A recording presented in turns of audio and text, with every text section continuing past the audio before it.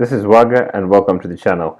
Last time we built the widgets related to our search page, which you can see here on the finished article. And this time what we're going to build is the actual search page. Now there are two ways to go about this, right? The first way is we could essentially do what we've been doing with these other pages. I put a form and then put the form in the page, and if you come to the login page, you find that we're using a stateless repository in both, and we're using a block provider to provide the particular block, and then the form becomes a child, right? And then the login form, of course, is a stateful widget because it has the, what's it called? It has to dispose of the listener. Where is it? I can't see it. Yeah, the dispose of the controller, of the password and email controller. While that is absolutely okay, and that is the way that is one of the examples uses this method in the documentation, the block documentation. If you look at it, I think that we could greatly simplify our job if we just use a stateful widget. And yeah, we just use a stateful widget. One advantage that if we use a stateful widget is that we will not have to provide. The alternative is either we have to set the various providers for the match, the messages, and the search much higher up on the widgets tree. Let it just finish building. Can we see the Flutter inspector? It's not yet done building. We can see. I thought that the only widget we should have, the only block that should have access to the entire widgets tree is the app block, which is what I did. So from now on, I think for the search page, the match page, and the messages page, I think the messages page will have a text editing controller. For the search page, we're going to just use, instead of breaking it up and so that you can have like a localized block, we're just going to have it at that level, the search, and for that we need a stateful widget. And I see we already put a stateful widget here instead of a stateless widget. It will save us a bit of hassle, and we won't have to use a multi-provider to use BLoC.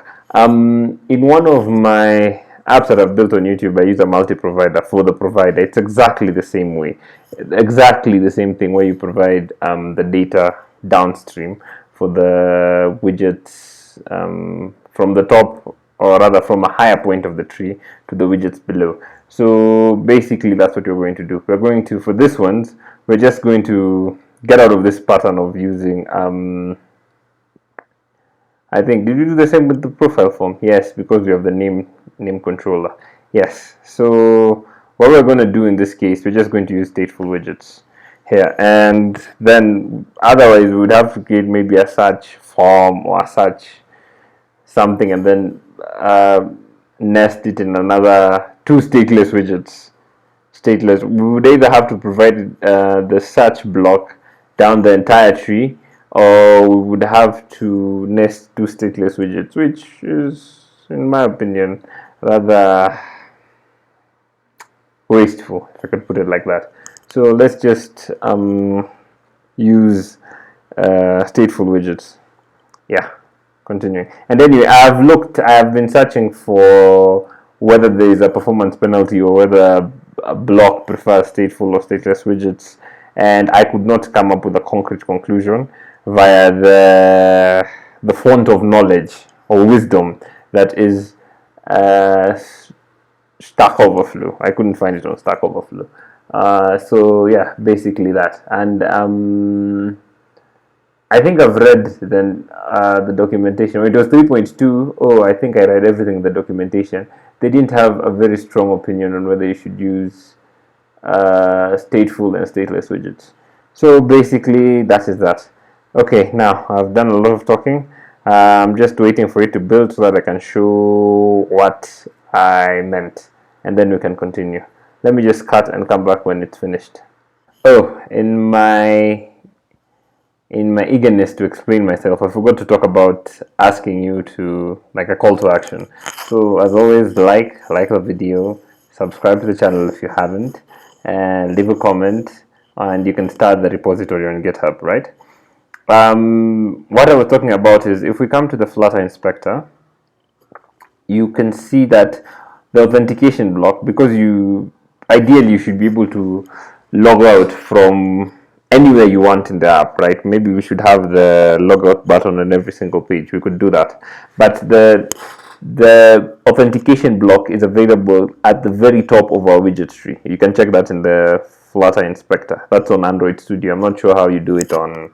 I'm sure there's a way you do it on VS Code, but I'm not particularly up to date with it. So what happens is that the authentication block is available everywhere, and we could, let me just expand this. We could access it from wherever. We could, for example, where's the authentication block, if you can see it at the top left, is the providers at the very top, but the login form, as you see, the login block, we only put it above the login form, so that the login form has access to it, right? So my point is, if we were creating the search page, right, we would want to put the search page somewhere. We would want to put the search page maybe above, so that you can have access to. If we use stateless widgets, we might have to hook it above. And the other option, if you know about it, would be to create a multi-block provider over here, right? And in the main, so we would have to come here and use a multi-block provider, which I find is a bit wasteful in my opinion, because the login block is only required for the login form. We shouldn't provide the login block for the entire app, right? It doesn't make any sense down our widgets tree. So for that reason, I'm going to start using stateful widgets and plugging the blocks into the init state, right? I think that way we will stop ourselves from having to use this pattern of putting them in a page, like putting the search form and then embedding the search form in the search, the search form in the login form in the login, so that it can have access to the login block, right? So that's what we are going to do from now on. I'm not sure if that's frowned upon or it's looked down upon, but it works, and I don't think there's a performance penalty. And like I said, I couldn't find it on Stack Overflow, so it must be fine. People have different opinions. Some people think that on Stack Overflow there is no definitive answer, and perhaps perhaps it might be something. I don't know. Maybe I'll write an email to Felix Angelov, the guy who maintains the packages, and ask him what he thinks about the idea. But anyway, that's beside the point. Let's get back to work, right? So let's go back to, after that very interesting diversion on blocks. Yeah, don't worry, after this you'll become a convert to BLoC, although to be honest, I'd prefer provider if you ask me. Anyway, let's minimize this so that we can continue seeing. I like seeing the simulator as we're building, even if we see nothing. It just gives you a vision of the end goal, which gives you more energy to get through whatever you're doing, right? So we could come to the search page, and the first thing we could do here is we could create a user ID, which will be of type string, user ID, like so. And we could sort this out by creating a constructor field, and we can get rid of the super key, like so. So basically, I don't know why some people normally remove the const, but okay, fine. Let's just keep it, and we can get rid of the key also. Just have this.user ID. This is a request. Yeah. So after that, we come down here. Yeah, and continue building to work. And what we're going to have here is first we could have search repo, repository, which is going to be equal to search repository. I'm sure you understand what's going on in here, and we're going to tell it what it is. So we could say search repository like so. Put a semicolon. This is dot, and after that we're going to have search block, and this is going to be search block. And after that we're going to declare multiple variables. We could say user, comma, and current user, like so. And then we're going to have difference. Difference is going to be the distance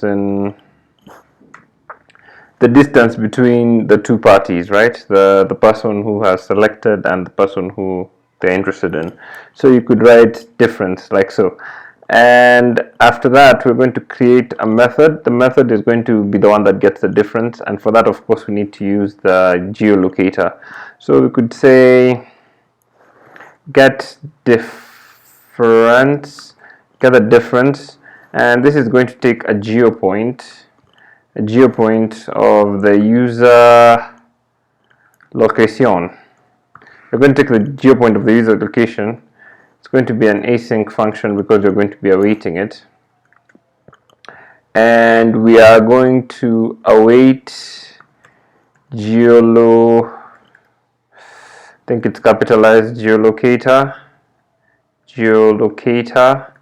class, and in it we're going to get the get current position. Get last known position can work on Android. On iOS, it's not, let me not blame iOS.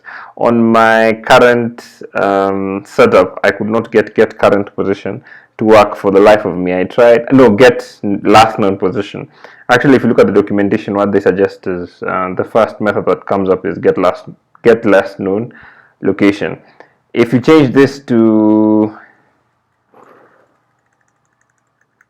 get last known position, rather, not location, get last known position. If you change this works on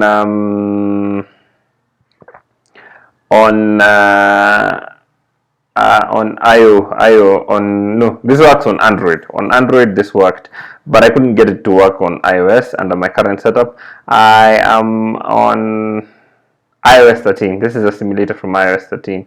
So basically, yeah, I couldn't get it to work, and there were so many errors I couldn't figure it out.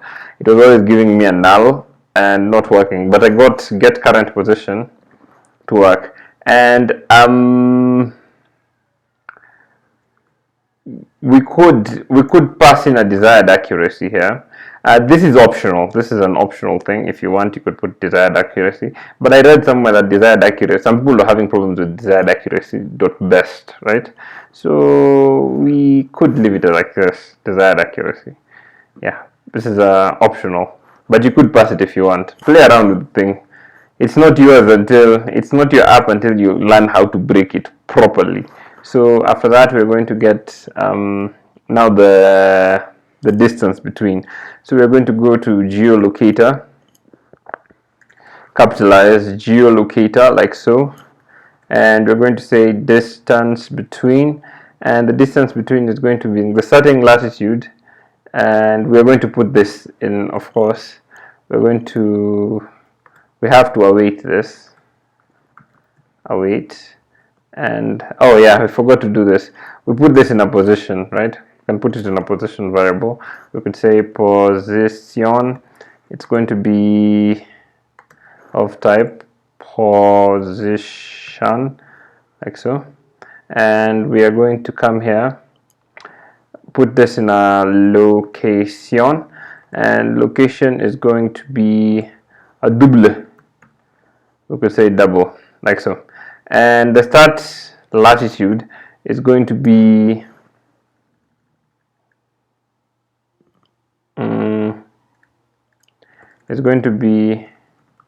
user location dot latitude, like so. The start longitude is going to be, no prizes for guessing, of course. It's going to be user location dot longitude, and the end the end is going to be position dot latitude, and this is going to be position dot longitude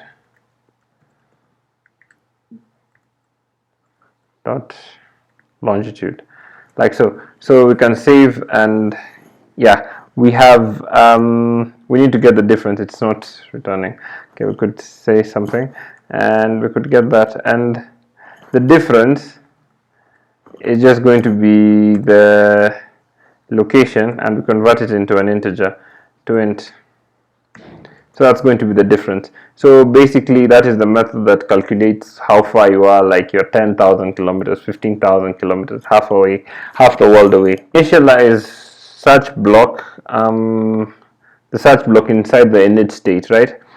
And for that we would type init, wait, am I spelling it wrong? Init state, and in the init state we're going to come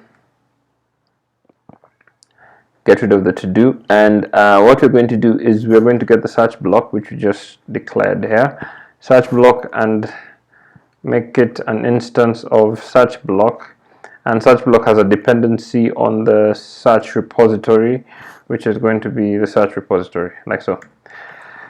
So yeah, so basically we have gotten that, and yeah, that's basically it. And it will save us all the problems we had initially of like nesting, finding out where to put the search block, how to connect to it, how to access it. This will save us a lot of time. So now we can go down to building we can go to the block builder so that we can yeah, we can go to the block build and block builder and work with that. Under the context, and we create the media query. We could say here size equals media query dot of, pass in the context, like so. Media query dot of, pass in the context, and dot size, yeah, like so. And then what we're going to return is, of course, a block builder, and this one takes, as you may know, we have why is it complaining? Oh yeah, it requires a builder. What the block builder usually takes, it takes in a block, a state, and a builder. Basically, yeah, that's what it does. So the block here is search block, the state is search state, and the builder takes in a context, a build context, and the state, like so, and